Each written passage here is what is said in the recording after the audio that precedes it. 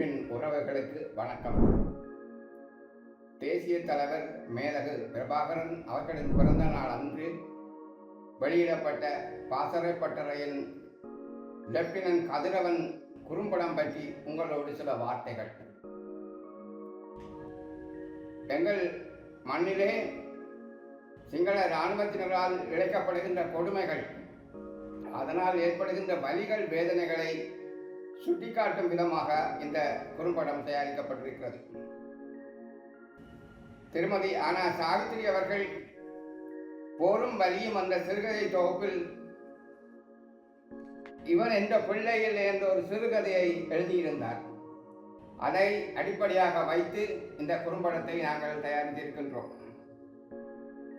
இந்த குறும்படத்தின் வெற்றிக்கு இதில் பங்கேற்ற கலைஞர்கள், தொழில்நுட்ப கலைஞர்கள், நடிகர்கள், நடிகர்கள் அனைவருக்கும் நான் இந்த சந்தர்ப்பத்திலே நன்றி கூற கடமைப்பட்டிருக்கிறேன். அது மட்டுமல்ல, இந்த படத்தின் வெற்றியிலே படப்பிடிப்பில் மிகவும் பங்காற்றியவர் தம்பி சிவபாஸ்கர் அவர்கள்.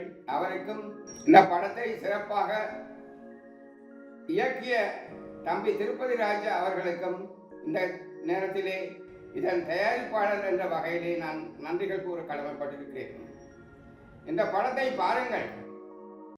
எந்த விதமாக அங்கு ஒரு குடும்பத்தில் ஒரு இளைஞன் இந்த மண்ணுக்காக போராட செல்கின்றான், அவனுக்கு இழைக்கப்படுகின்ற கொடுமைகள் என்ன? ஒற்றுமை இருந்தால் புத்தி என்னும் ஆயுதத்தால் எதிரியை வெல்வான். தமிழர்களின் ஒட்டிக்கு போறது, ஒட்டிக்கு சப்போர்ட் பண்றது எல்லாருக்கும் இதுதான்.